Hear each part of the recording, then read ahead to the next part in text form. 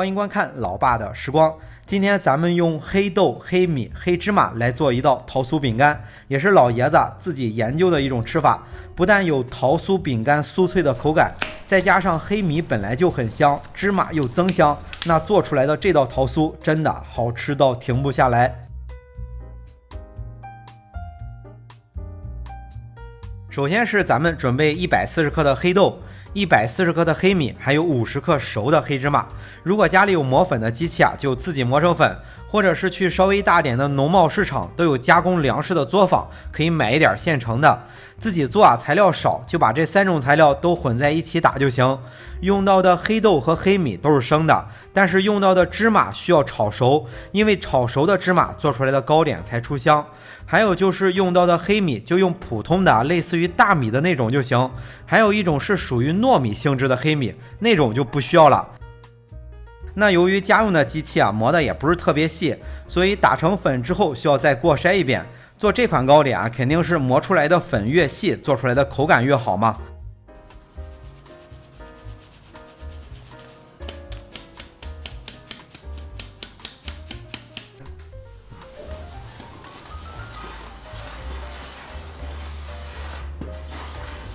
那过筛之后在中间打个窝，接着再加入200克的糖粉，就是白砂糖磨成的粉。如果不想用白糖，就用代糖，就是200克的木糖醇代替。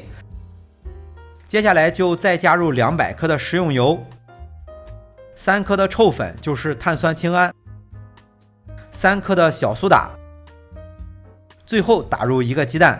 接下来就混合材料要先把中间的糖油先混合均匀，然后慢慢的再把粉料往里面混合。这个混合的手法也是挺重要的，混合好了做出来的桃酥才能均匀的开裂。之前也分享过面粉做的桃酥用的是花生油，不过今天放了黑芝麻就已经很香了，所以用玉米油就行。玉米油的味道比较淡，如果再用花生油就太香了，吃起来就有点腻了。最后打入的鸡蛋如果是自己现磨的粉，就打入一个稍微小一点的鸡蛋，大约50克左右就行。如果是买的现成的粉，可能时间一长会稍微有点干，到时候就打入一个稍微大一点的鸡蛋。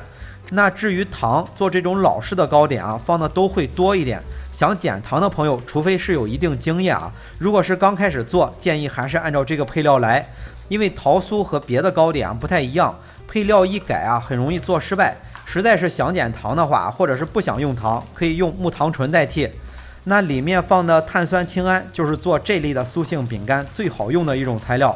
很多小朋友吃的饼干里面看一下配料表都会有这种材料，功能就和泡打粉差不多。如果没有，也可以用泡打粉代替。不过碳酸氢铵在没使用之前有点臭，所以也叫臭粉。平时用的也不多，买最小包装的就行，因为这个材料时间长了会挥发，挥发了就不好用了。那把中间的糖油混合均匀之后，再往里添加粉料，不要揉，还是慢慢的翻拌均匀，目的就是让材料尽量松散。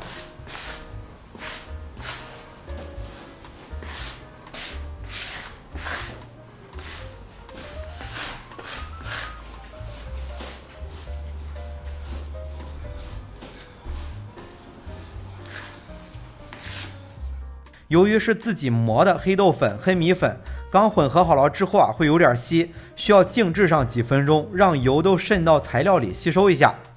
那等上几分钟之后就变得稍微硬一点点了，再轻微的擀一下，用模具扣出来就行。趁着制作的时间就先给大家说一下烘烤的温度。以80升的烤箱为例，是提前把温度先预热到上火200度，下火180度。等做好之后，放在烤箱的中层烤15分钟左右。较小的烤箱实际温度受热会更高，建议烤箱每小时升温度降低5度。那里面放的碳酸氢铵遇热会挥发成气体，糕点烤好之后就没有这个味道了，而且能让糕点变得非常的酥脆。那扣出来之后就直接放在烤盘里。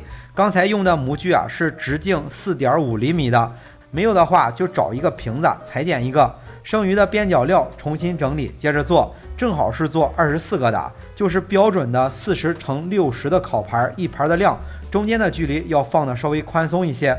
厚度的话就1指厚，做好之后就立马放在烤箱里去烤。